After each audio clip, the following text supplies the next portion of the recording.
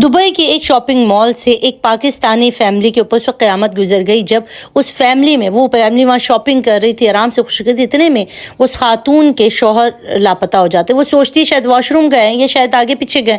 वो उन्हें कॉल करती है मगर उनका फ़ोन डिस्कनेक्ट होता है। वो बहुत तलाश करती है उन्हें मगर उनका कहीं अता पता नहीं चलता। वो बड़ी परेशान होती है, अपने 2 छोटे छोटे बच्चों का हाथ थामती है और वापस घर आती है। वहाँ भी परेशान रहती है, उनके दोस्तों को कॉल करती है, उन्हें बताती है कि मेरे शौहर अचानक मॉल में चलते चलते एक कॉल अटेंड किया और उसके बाद कहने लगे मैं आ रहा हूँ, उसके बाद वो गायब हो गए। कहाँ चले गए उसका कोई अता पता नहीं चला। ये एक ऐसी दर्दनाक कहानी है जो हमारी एक अहले सुन्नत फैमिली के साथ दुबई में पेश आया और उन्होंने जो जो चीज़ें बताई वो आपके और मेरे रोंगटे खड़े करने के लिए काफ़ी है। दुबई के अंदर आप अगर शराब फरोख्त कर रहे हैं, आप शराब पी रहे हैं तो आपको कुछ नहीं कहा जाएगा, मगर आप जिक्र अहले बैत के लिए इमाम बारगाह गए थे तो आपको डिपोर्ट कर दिया जाएगा, आपको गायब कर दिया जाएगा। आपके ऊपर इतने ज़ुल्म और मसाइब होंगे आपके साथ कि आप हैरान हो जाएंगे। बिस्मिल्लाहिर्रहमानिर्रहीम, अस्सलाम वालेकुम, welcome to my channel. Hope कि आप सब ठीक होंगे। बहुत सारी दुआ है आपके लिए, आपकी फैमिली के लिए। खुदावंद आपको सेहत और सलामती के साथ रहे, परवरदिगार आपको सेहत और सलामती के साथ रखे, क्योंकि इस वक्त के जो हालात हैं और ख़ास तौर पे जो दुबई में हमारे पाकिस्तानियों के साथ जुल्म रवा रखा गया है, ये आप सुनेंगे तो आपके भी रोंगटे खड़े हो जाएंगे। ये जिस फैमिली के बारे में मैं आपके साथ जिक्र कर रही हूँ, ये दुबई के अंदर एक बहुत ही ज़बरदस्त किस्म की बिज़नेस करने वाले फैमिली का ताल्लुक़ है और ये अहले सुन्नत से इनका ताल्लुक़ था। इनका नाम था जी अली हमज़ा, ठीक है। ये एक अहले सुन्नत बरादर थे हमारे और इनकी जो है अबू ज़ैबी में एक मॉल है, वहाँ पर उनकी बच्चों की न्यू बॉर्न बेबी की एक शॉप थी, बल्कि इनकी कह रहे हैं 2 शॉप थी। इनका कारोबार इतना ज़बरदस्त चलता था कि ये इनकी 2 शॉप वहाँ पर थी। एक शॉप पर ये खुद होते थे, एक शॉप पर जो है इन्होंने लोगों को बिठाया हुआ था और बड़ा ज़बरदस्त कारोबार ये करते थे। इनकी बीवी भी इनके साथ थी, इनके 2 बच्चे थे। अच्छी बेहतरीन खाना पीना, बेहतरीन रहाइश, और खुदा ने इतना इनको लुत्फ़ करम इनके ऊपर किया हुआ था कि ये बताते हैं कि ये एक बड़ी अच्छी खाते पीते थे। इनकी अपनी दुकानें जो इन्होंने ली हुई थी और करोड़ों रुपए की वो दुकानें थी। उससे कहती है करोड़ों रुपए की मेरी ये 2 दुकानें जो इसमें मेरा करोड़ों का इसमें सामान डला हुआ और मेरा ठीक ठाक बिजनेस, मेरी गाड़ी, मेरा बैंक बैलेंस, सब कुछ। और आज से तकरीबन 4-5 महीने तक मैं ये अंदाज़ा भी नहीं कर सकते थे कि हम लोग किस हाल में आ जाएंगे। जब हम पाकिस्तान लौटेंगे तो हम दोनों हाथ खाली होंगे। तो मोई अली हमज़ा साहब बताते हैं कि इन्होंने जो है वो दुबई में इनकी शॉप थी और इनकी वाइफ ने कहा कि इनको जो है वो किसी काम से या किसी भी चीज़ की ज़रूरत में ये मॉल आ रही हैं और इन्हें कुछ काम है। तो ये दोनों मियाँ बीवी अपने शॉप पर जो बंदे होते हैं उनको बोलते हैं कि बीवी और बच्चे आए हुए, मैं ज़रा इनको ज़रा घुमा फिरा के या फूड कोर्ट जो होते हैं वहाँ पे खाना वाना खिला के लाता हूँ। और ये अपनी दुकान से निकले हैं, ये अभी चंद कदम आगे चले थे कि इतने में इनको एक कॉल रिसीव होती है। जब ये कॉल उठाते तो इनको एक बंदे की कॉल आती है। अच्छा, वो जो नंबर था वो अननोन था। अभी उन्हें वो कहते हैं कि हम आपके ऑफिस के या आपके काम के सिलसिले में आए हुए, हम बिल्कुल बाहर खड़े हुए, हमें आपसे बात करनी है। वो नाम वगैरह सब बताते हैं। तो ये अपनी बीवी से कहते हैं मैं 1 मिनट आता हूँ कह के। वो कहते हैं कि शायद हो सकता है मेरा कोई दोस्त पाकिस्तान से आया, कोई जानने वाला आया है, किस सिलसिले में पता नहीं है, मुझे बुला रहे हैं, नाम लेके बुला रहे हैं, तो मुझे जाके मिलना चाहिए। अब जब ये बाहर आते हैं तो देखते हैं कि 2 बंदे जो कि खड़े होते हैं वो इनको बड़े पुरतपाक अंदाज से मिलते, सलाम दुआ कहते हैं और कहते हैं कि क्योंकि हम भी बिज़नेस करते हैं तो हमें कुछ बिज़नेस के लिए आपसे कुछ बात करनी है, आप हमारे साथ ज़रा आगे चलेंगे। हमारे जो ऑनर है वो गाड़ी में बैठे हैं। तो वो कहते कि अच्छा। वो जाके जब गाड़ी में बैठते हैं तो उन्हें कहते हैं कि आप फ़ोन हमारे करें, और वो अपनी शर्ट के नीचे से एक कार्ड निकाल के दिखाते हैं और कहते हैं कि हम पुलिस डिपार्टमेंट से आए हैं, इन्वेस्टिगेशन करनी है आपकी। और ये बड़े हैरान होते हैं। वो कहते हैं कि मेरे बीवी बच्चे अंदर। वो कहते हैं कोई मसला नहीं है, वो घर चले जाएंगे, आपको अब हमें साथ जाना। और इनका फ़ोन लेके स्विच ऑफ करके अपने साथ रख लेते हैं। इनके पास जो भी पैसे वगैरह होते हैं, इनके वॉलेट होता है, वो सब भी ले लेते हैं और इन्हें गाड़ी में डाल के ले जाते हैं। ये समझ जाते हैं कि कोई ना कोई जो अफरा तफरी मची हुई है और जिस तरह से पकड़ धकड़ है तो उसी मामलात के लिए ले जा रहे हैं। कहते मेरा तो कोई ताल्लुक ही नहीं है इन सब चीज़ों से, ना मैंने कोई ऐसी वीडियो शेयर की, ना मैंने कोई इलीगल काम किया, ना मैंने कोई गैर कानूनी हरकत की, तो मैं कहाँ फंस जाऊँगा। मैं जाऊँगा और बात करूँगा। ये भी खामोशी के साथ इनके साथ चले जाते हैं। अच्छा, ये पुलिस स्टेशन के जाने के बजाय ये एक ऐसी जगह पे पहुंचते हैं जहाँ पे एक हॉस्टल नुमा जगह होती है, वहाँ पे इनको लेके जाते हैं। इनके साथ वहाँ पर 200 लोग और होते हैं, इसके अंदर कुछ ख़वातीन भी होती हैं।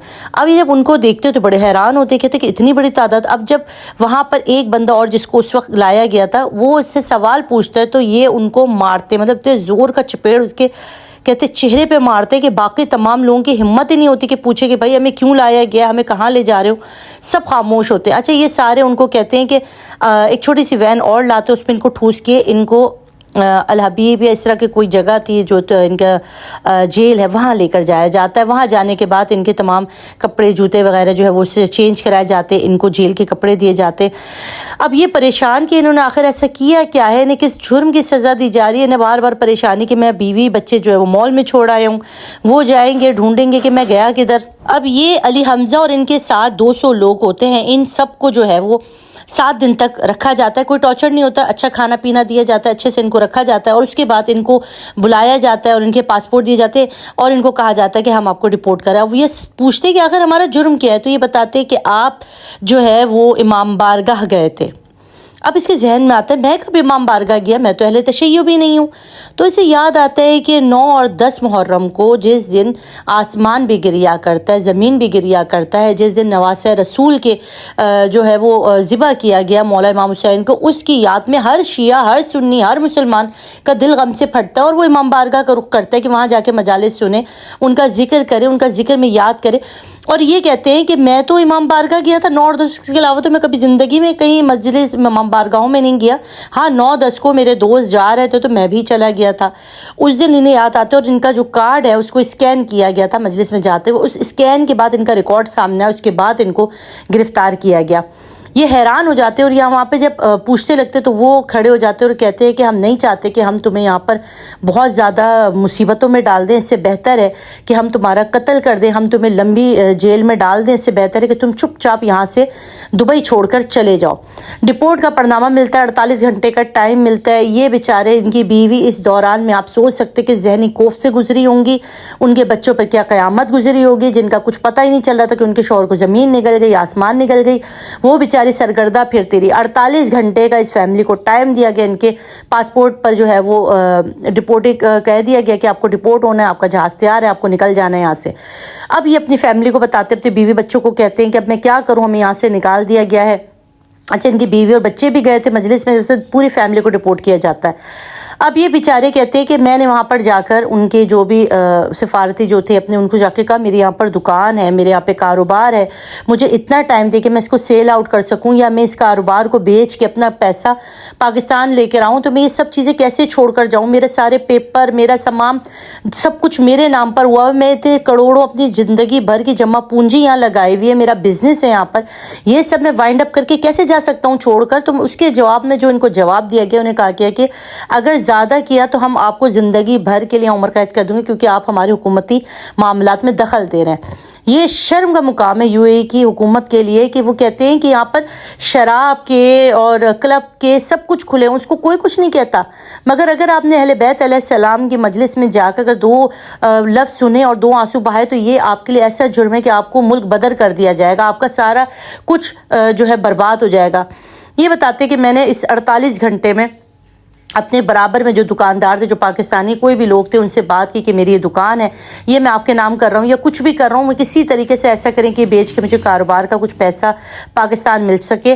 اب اللہ والے علم, انہوں نے اپنے اس کاروبار کا کیا مگر 48 گھنٹے کے اندر انہیں دبئی چھوڑنا پڑا اور وہ پاکستان آ گئے. اس دکان کو, اس کاروبار کو انہوں نے بند کیا, چابیاں انہوں نے اپنے کسی دوست کے حوالے کی, اور وہ کہتے ہیں کہ آج میں اپنے دوست کے حوالے سے بیٹھا ہوں کیونکہ میری دکان, اس پہ سب کچھ میرے نام پر ہے. یہ ظلم, یہ بربریت, اور وہ کہتے ہیں ہم کس سے پوچھیں. اب پاکستانی گورنمنٹ میں ہم نے یہ سارا کچھ بتایا ہے کہ بھئی یہ سارا کچھ ہمارے ساتھ ظلم ہوا ہے, ہمارے لاکھوں کروڑوں روپے وہاں پہ لگے ہوئے جو کہ سمجھے کہ ڈوب ہی گئے. یو اے کی حکومت اس طرح کیسے کر سکتی ہے؟ پہلے وہ گولڈن اور ایک سنہرا حساب بلاتی ہے اور اس کے بعد وہ اس قسم کے حرکتیں کرے گی, تو ہمارا دل, ہمارا خون پسینہ, ہم کہاں جا کر روئیں گے, ہم کدھر جا کے فریاد کریں. ایک اہل سنت بھائی یہ سب کچھ بتاتے ہیں, یہ ایک بڑا ظلم ہے کہ آپ اہل بیت کی محبت میں, اور اگر مجالس میں جانا, ظلم تاک مجلسوں میں جانا سزا تھا, تو اپنے امام بارگاہ وہاں کیوں بنائے؟ یہ لیگل ہے نا, وہاں پہ امام بارگاہ ہیں, لوگ مجلس میں جاتے ہیں. اب اس بنیاد پر آپ اہل تشیعوں کو نکالیں گے وہاں سے, کوئی بھی اس امام بارگاہ میں جس نے قدم رکھا, چاہے وہ شیعہ ہے, سنی ہے, کسی بھی مسلک سے, آپ اس کو ڈپورٹ کر دیں گے, اس کا کاروبار آپ سمیٹ لیں گے, اس کا پیسہ سارا آپ نے لوچ کے اس کو غریب فقیر کر کے آپ نے اسے واپس پاکستان بھیج دیا. یہ ظلم کی انتہا ہے, ظلم کی انتہا. آپ اس کے حوالے سے کیا کہیں گے؟ آپ اپنے قیمتی ضرور کامنٹ باکس میں دیجیے گا. اپنا رکھیے گا بہت سارا خیال, دعا میں یاد رکھیے گا. اللہ حافظ.